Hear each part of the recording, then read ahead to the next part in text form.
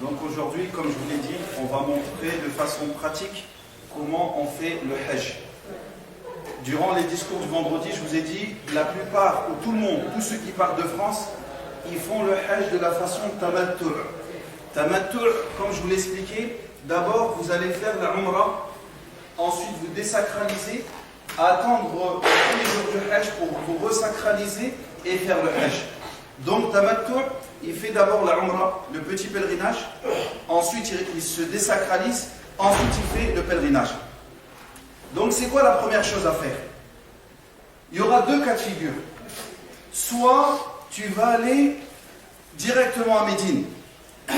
Donc quand tu vas aller à Médine, tu vas faire ta toilette depuis ton hôtel.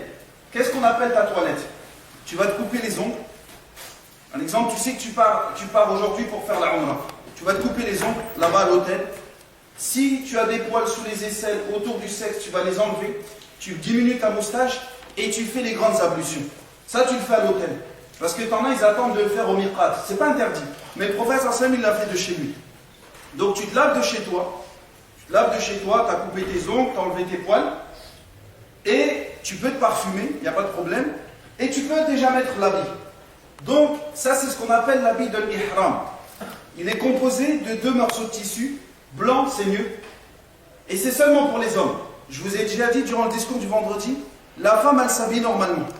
La femme, elle s'habille normalement. Elle n'a pas d'habit spécifique à mettre pour faire le Hajj ou la Umrah. De la même manière, elle n'a pas de couleur spécifique à mettre. Parce que souvent, on voit des femmes, à cause de l'ignorance, elles pensent qu'elles doivent se mettre avec une tunique blanche et un hijab blanc. Tout ça, ma anzalallahu biha min sultan. Allah n'a rien envoyé de tel. Donc moi, quand je me suis lavé, à l'hôtel, dès l'hôtel, je peux commencer à mettre mon vêtement. Donc ça, c'est ce qu'on appelle un rida. Donc je vais le mettre déjà au-dessus de moi, un rida, et ça, c'est ce qu'on appelle un izar. Pour ma'ouis, indakum, la ikoui. Donc, ça, pour ceux qui n'ont pas l'habitude, comme nous, parce que les Yéménites, les Djiboutiens, les Comoriens, on a l'habitude de mettre ça. Donc nous, on n'a pas besoin de ceinture. Mais celui que c'est la première fois qu'il met ça, c'est mieux qu'il mette une ceinture, parce que de peur qu'il le perde. Donc, moi je vais mettre ça. Donc pour l'instant, je ne suis pas encore en état de sacralisation. Donc je reste comme ça. Ça c'est le premier cas, c'est-à-dire quand je suis à Médine. Donc je vais faire mes ablutions dans mon hôtel. Maintenant, il y aura le deuxième cas, pour ceux qui vont partir de France, ils vont directement à la Mecque. Donc, dans les airs, tu vas passer le miqat. Dans les airs, tu vas passer le miqat. Normalement, le commandant de bord, il va te dire, on passe, parce qu'il y a une limite qu'on appelle miqat. Tu ne dois pas dépasser sans avoir mis l'intention de faire la Umrah. D'avoir dit la baik Allahumma bi Umrah. Tu es obligé de passer et de dire ça. Donc, qu'est-ce que tu fais toi? Si c'est ton cas, tu ne passes pas d'abord par Médine, tu vas couper tes ongles chez toi, tu vas diminuer ta moustache chez toi, tu fais les grandes ablutions chez toi, et après tu prends l'avion normalement. Et lorsque tu vas arriver au miqat, c'est là que tu vas mettre ton intention. Donc, moi je suis comme ça, j'ai rien à faire pour l'instant, jusqu'à arriver au miqat. Les gens qui sont en Médine, le miqat, il s'appelle Dhul Hulayfa. Dhul Hulayfa, il se trouve à peu près à 10 km de la mosquée du prophète sallallahu alayhi wa sallam. Ce sera une grande mosquée. Donc ceux qui n'auront pas pris la douche à l'hôtel, ils peuvent la prendre là, parce qu'il y a tout ce qu'il faut. Il y a des douches, il y a tout ce qu'il faut. Donc, si moi j'ai déjà fait, donc moi je vais aller à Dhul Hulayfa, et c'est bien dans cet endroit-là, seulement dans cet endroit-là, de faire 2 raka'at. Pourquoi? Parce que c'est un endroit béni. Jibril alayhi salam, il était venu voir le prophète sallallahu alayhi wa sallam, et il lui a dit, fais 2 unités de prière dans Wad al-Aqiq, parce que c'est un endroit béni. Donc celui qui va à Dhul Hulayfa, donc tu es parti de Médine, tu vas aller au miqat, c'est-à-dire on va dire la douane, au miqat, là où tu devras mettre ton intention. Tu vas faire 2 unités de prière. Tu vas faire 2 raka'ah. Tu fais 2 unités de prière. Ensuite, tu vas mettre ton intention. Soit tu te mets debout face à la qibla, comme certains disent, et tu dis labbaik Allahumma bi umrah. Ou sinon, lui, un exemple, Cheikh Ibn Baz, rahimahullah, lui préconise de dire ça quand tu vas rentrer dans ton bus ou dans la voiture qui va te ramener à la Mecque. Tu ne mets pas tout de suite d'intention. Al-Muhim, ce que tu vas faire, c'est bon. Donc, il y aura 3 invocations à dire. La première invocation, Labbaik Allahumma bi'umra. C'est-à-dire maintenant, je me suis mis en état de sacralisation. C'est-à-dire que maintenant, quand tu as dit ça, tu n'as plus le droit pour les hommes, tu n'as plus le droit de te couvrir la tête. Tu n'as plus le droit de te couvrir la tête. Tu n'as pas de sous-vêtements, que pour les hommes. Donc tu n'as plus le droit de te couper les cheveux ou les poils de ton corps. Si ce n'est pas fait exprès, il n'y a rien. Tu n'as plus le droit de te couper les ongles. Tu n'as plus le droit de te parfumer. Tu n'as pas le droit de chasser. Ben nous, on ne chasse pas, mais c'est ce qu'on appelle le mahdurat.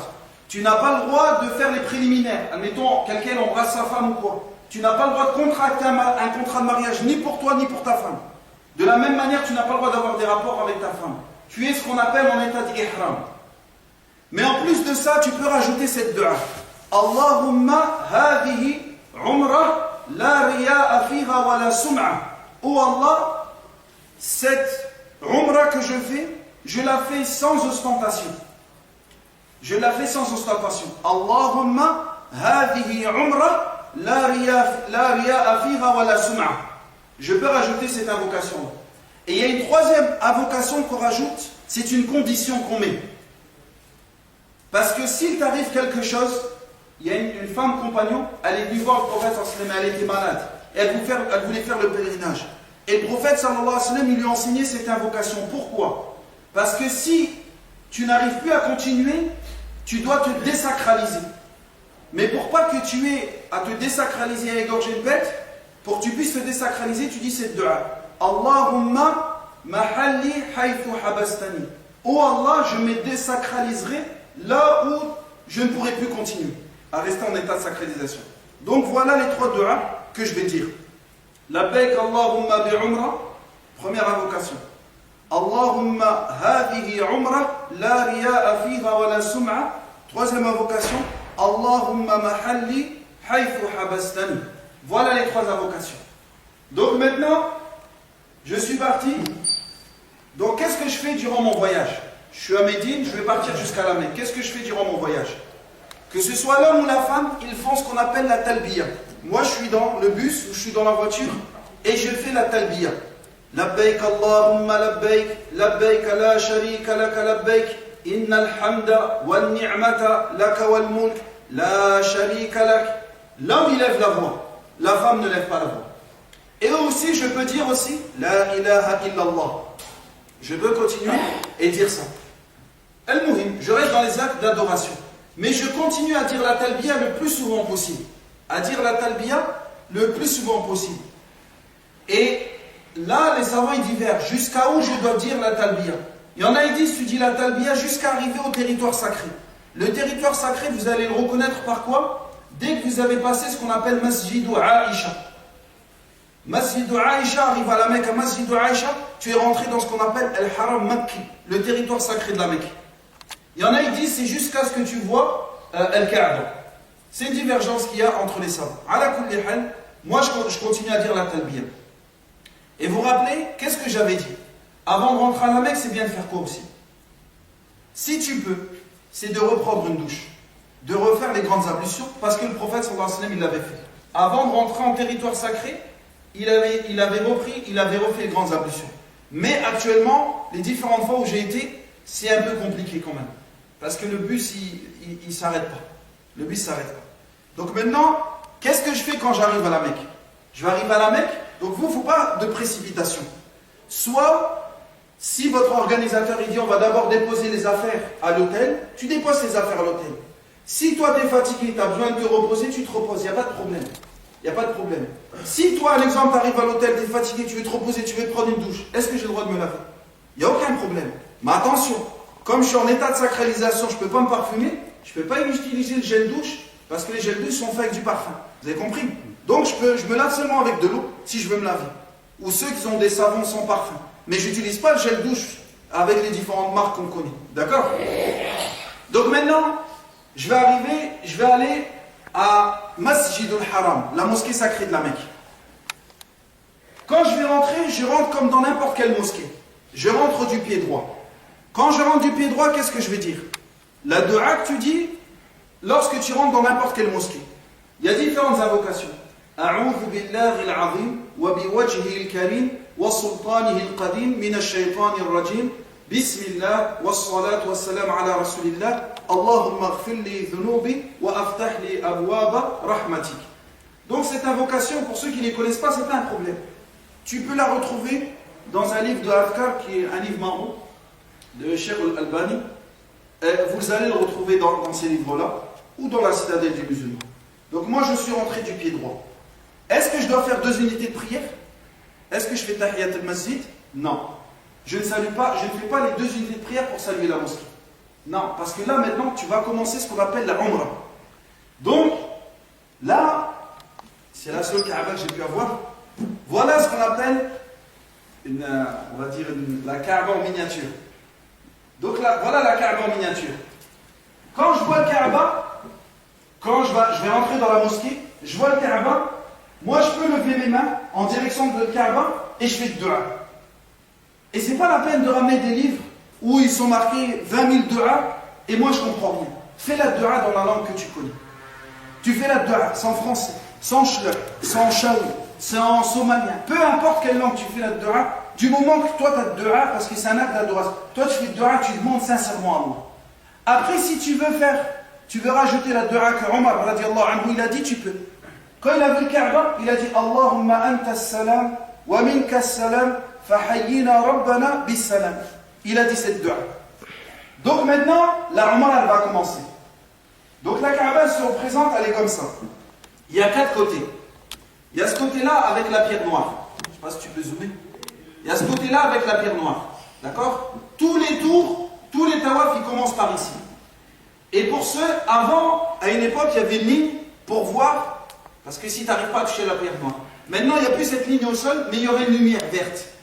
Vous regardez sur votre droite, en hauteur comme ça, vous voyez une lumière verte. Donc quand tu arrives à proximité ou à hauteur de cette lumière verte, c'est là que ton tour il commence. Donc le tawaf, il est composé de 7 tours. Sab'atu ashwat, 7 tours.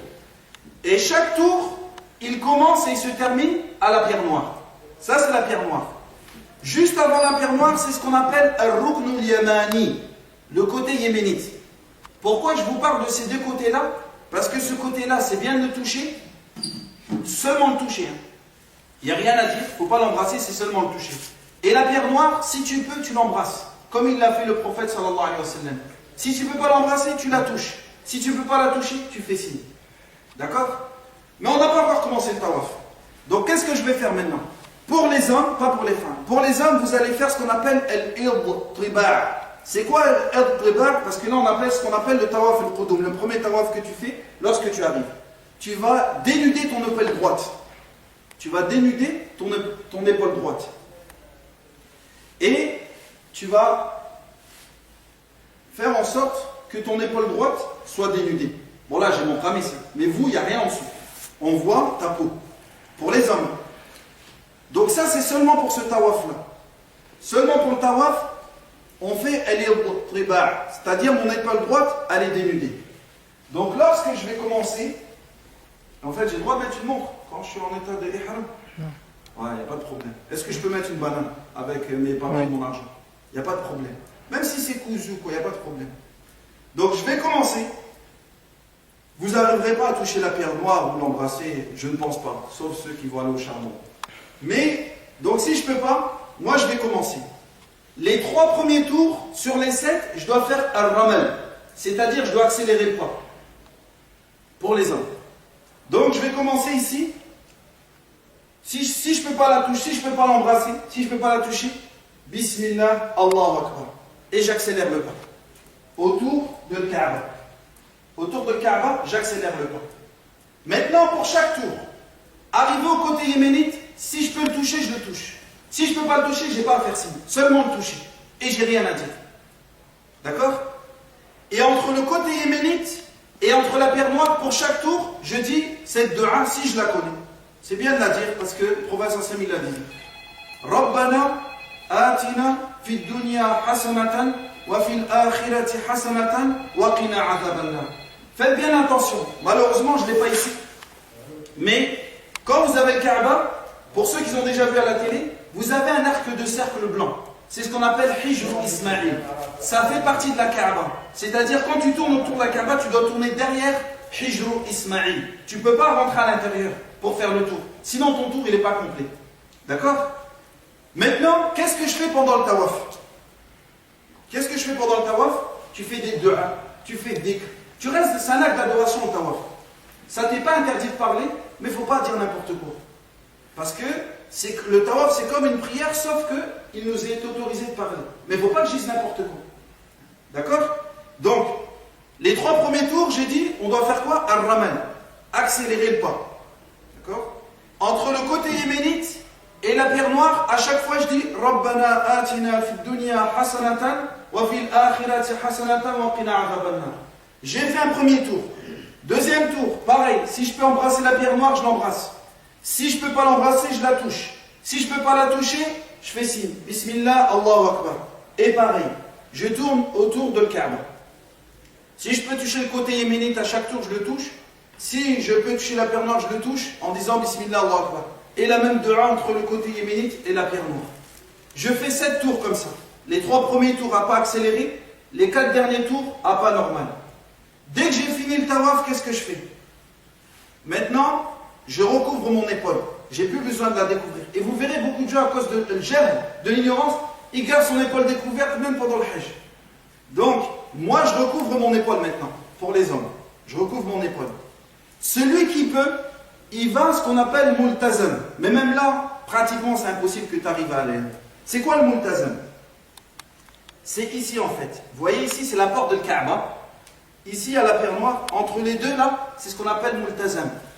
Il a été rapporté d'un des compagnons qui s'est collé carrément sur le multazam. Il s'est collé comme ça. Il a mis ses coudes et il s'est mis comme ça. Comme il a régné comme ça. Il faisait deux. C'est le seul endroit où tu as le droit de faire ça. C'est le seul endroit où tu peux te coller à la Kaaba et faire ça. Mais le faire dans le reste, non, ça ne nous a pas été rapporté. D'accord? Donc si j'arrive à faire ça, je le fais. Mais bon, je ne pense pas que tu arriveras. Donc maintenant j'ai fini le tawaf. Qu'est-ce que je dois faire maintenant? Je vais aller ici, normalement à ce niveau-là, il y aura ce qu'on appelle, il y aura une sorte de coupole en vitre avec des traces de pieds. Ce n'est pas les traces d'Ibrahim. Parce que les traces d'Ibrahim, ils ont disparu depuis longtemps. Mais c'est pour montrer qu'il y avait les traces, du prophète Ibrahim alayhi salam. Mais ce n'est pas ses vrais pieds, pas de pieds. Parce qu'il y en a, ils vont dire, ouais, il avait un grand pied. Ce n'est pas ses vraies traces de pieds. Donc il y aura une coupole comme ça. On ne doit pas la toucher. Ça, c'est ce qu'on appelle la station d'Ibrahim. Maqam ou Ibrahim. Pendant le moment où je vais vers cet endroit-là, c'est à même pas 10 mètres. Je veux dire, وَاتَّخِذُوا مِن مَقَامِ إِبْرَاهِيمَ مُصَلَّى. C'est une partie d'un verset du Coran. Donc je vous ai dit, pour ceux qui ne retiennent pas ces invocations, vous les retrouvez tous dans le petit livre que je vous ai dit là, les Afkar, le petit livre marron d'évocation, vous les retrouvez dedans. Donc quand je dis وَاتَّخِذُوا مِن مَقَامِ إِبْرَاهِيمَ مُصَلَّى, je vais aller derrière la station d'Ibrahim. Admettons la station d'Ibrahim, elle est ici. Si je peux me mettre ici, parce que le tawaf, il n'y a pas trop de gens qui tournent autour de Kaaba, je me mets. Sinon, je me recoule au maximum. Pour pas que quand je suis en prosternation, il y a quelqu'un qui me marche sur la tête. D'accord? Donc, je vais faire 2 unités de prière. Donc, ces 2 raka'at, qu'est-ce que je dois lire? La Fatiha plus Qul ya ayyuhal kafirun. Deuxième raka'a, la Fatiha plus Qul huwallahu ahad. Comme la sunnat al-fajr qu'on fait le matin. Quand j'ai fini ça, qu'est-ce que je dois faire? Je vais aller boire l'eau de Zamzam. Et comme le prophète sallallahu alayhi wa sallam nous a dit, par rapport à l'eau de Zamzam, c'est la meilleure eau qu'il y a sur terre. La meilleure eau qu'il y a sur terre, c'est l'eau de Zamzam. C'est une nourriture pour c'est une nourriture et en même temps c'est un remède contre chaque maladie. Donc moi je vais boire de l'eau de Zamzam, j'y vais. Vous allez trouver, maintenant tu ne peux plus aller au puits de Zamzam, c'est fermé je pense. Donc tu vas, tu bois de l'eau de Zamzam. Tu bois, et en même temps tu peux te verser de l'eau de Zamzam sur toi. Comme les salaf salih l'ont fait, les pieux prédécesseurs l'ont fait. Donc je peux verser de l'eau de Zamzam sur moi. Je bois et je verse l'eau de Zamzam sur moi. Jusqu'à là c'est clair. Quand j'ai fait ça, je vais me diriger vers la pierre noire. Pareil. Si je peux l'embrasser, je l'embrasse. Si je ne peux pas l'embrasser, je la touche. Si je ne peux pas, bismillah Allahu Akbar, et je repars. Je n'ai pas besoin de faire tawaf. C'est juste pour moi. Et maintenant, je vais faire l'avant-dernière chose concernant la umrah. Qu'est-ce que je vais faire? Je vais aller faire le as-sa'i, c'est-à-dire les allées entre Safa et Marwa. Donc lorsque je vais aller vers Safa, c'est le premier mont où je vais aller, arrivé pas loin de Safa, je vais dire Inna Safa wal Marwata min sha'airillah. فمن حج البيت أو اعتمر فلا جناح عليه أن يطوف بهما ومن تطوع خيرا فإن الله شاكر عليم. C'est un verset du Coran et encore de nouveau vous allez le retrouver dans les livres d'évocation. Donc je vais dire ça. Quand je suis sur le mont Safa, je vais monter, je me retourne vers le Kaaba. Parce que quand tu vas aller vers le mont Safa, la Kaaba sera, tu donneras dos à la Kaaba. Donc je vais aller, je vais mettre comme ça et je me retourne vers le Kaaba. Je me retourne vers la Kaaba.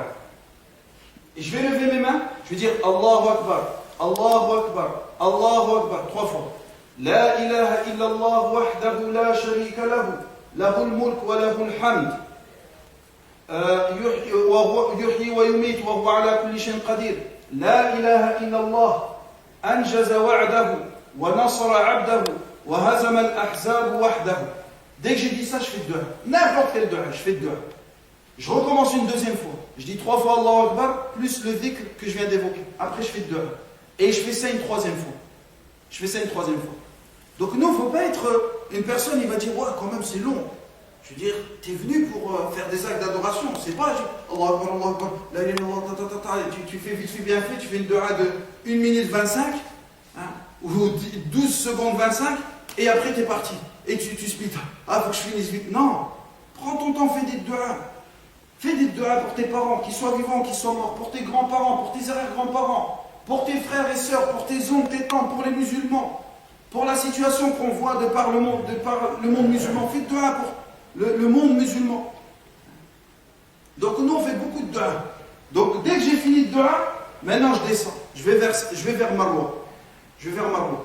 Et vous verrez, quand je vais venir vers Marwa, dès que je suis descendu, j'arrive, il y aura 2 lumières vertes. Tu ne peux pas les manquer, sauf si quelqu'un malheureusement il arrive. Mais 2 lumières vertes qui sont collées au mur.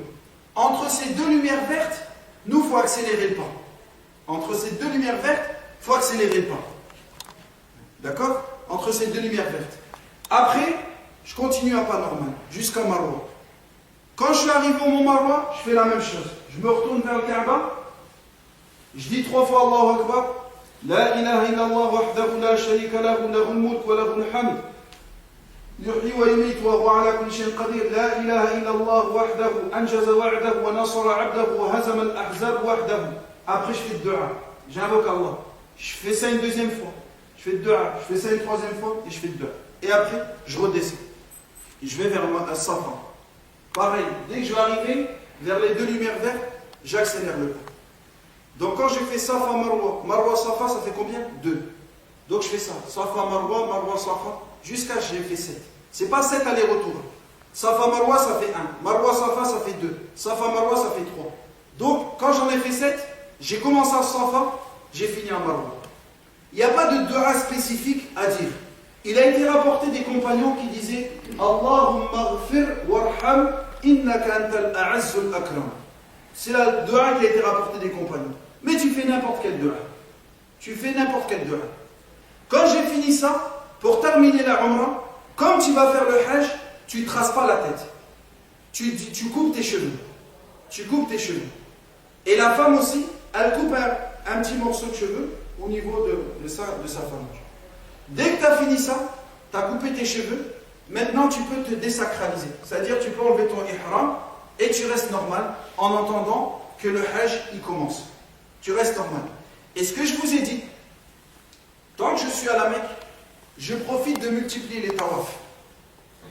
Parce que lorsque tu fais le tawaf, comme il a été rapporté dans le hadith, rapporté par Ibn Hibban, celui qui fait le tawaf pendant une semaine, il ne lève pas un pas, il ne rabaisse pas un pas, sans que pour autant Allah lui efface ses péchés.